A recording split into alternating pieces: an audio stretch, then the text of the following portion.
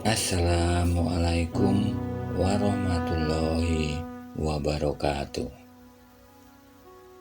Dikisahkan, tak selamanya Abu Nawas bersikap konyol. Terkadang timbul kedalaman hatinya yang merupakan bukti kesufian dirinya.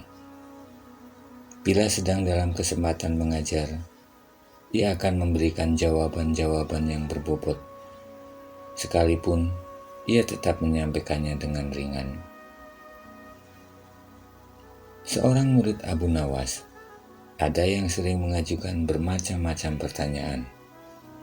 Tak jarang, ia juga mengomentari ucapan-ucapan Abu Nawas jika sedang memperbincangkan sesuatu. Ini terjadi saat Abu Nawas menerima 3 orang tamu yang mengajukan beberapa pertanyaan kepada Abu Nawas. Manakah yang lebih utama? Orang yang mengerjakan dosa-dosa besar atau orang yang mengerjakan dosa-dosa kecil? Ujar orang pertama. Orang yang mengerjakan dosa kecil, jawab Abu Nawas. Mengapa begitu? Kata orang pertama mengejar. Sebab dosa kecil lebih mudah diampuni oleh Allah, ujar Abu Nawas. Orang pertama itu pun manggut-manggut dan merasa puas dengan jawaban Abu Nawas. Giliran orang kedua maju. Ia ternyata mengajukan pertanyaan yang sama. Manakah yang lebih utama? Orang yang mengerjakan dosa-dosa besar atau orang yang mengerjakan dosa-dosa kecil? Tanyanya. Yang utama adalah orang yang tidak mengerjakan keduanya, ujar Abu Nawas. Mengapa demikian? Tanya orang kedua lagi. Dengan tidak mengerjakan keduanya, tentu pengampunan Allah sudah tidak diperlukan lagi, ujar Abu Nawas santai. Orang kedua itu pun manggut-manggut dan menerima jawaban Abu Nawas dengan puas. Giliran orang ketiga maju. Pertanyaannya pun 100% sama. Manakah yang lebih utama? Orang yang mengerjakan dosa-dosa besar atau orang yang mengerjakan dosa-dosa kecil? Tanyanya. Orang yang mengerjakan dosa besar lebih utama, ujar Abu Nawas. Mengapa bisa begitu? Tanya orang ketiga itu lagi. Sebab pengampunan Allah kepada hambanya sebanding dengan besarnya dosa hambanya, ujar Abu Nawas kalem. Orang ketiga itu pun merasa puas dengan jawaban Abu Nawas. Ketika orang itu pun lalu beranjak pergi. Si murid yang suka bertanya kontan berujar mendengar kejadian tersebut. Mengapa pertanyaan yang sama bisa menghasilkan 3 jawaban yang berbeda? Katanya tidak mengerti.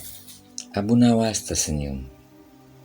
Manusia itu terbagi atas 3 tingkatan. Tingkatan mata, tingkatan otak, dan tingkatan hati, jawab Abu Nawas. Apakah tingkatan mata itu? Tanya si murid.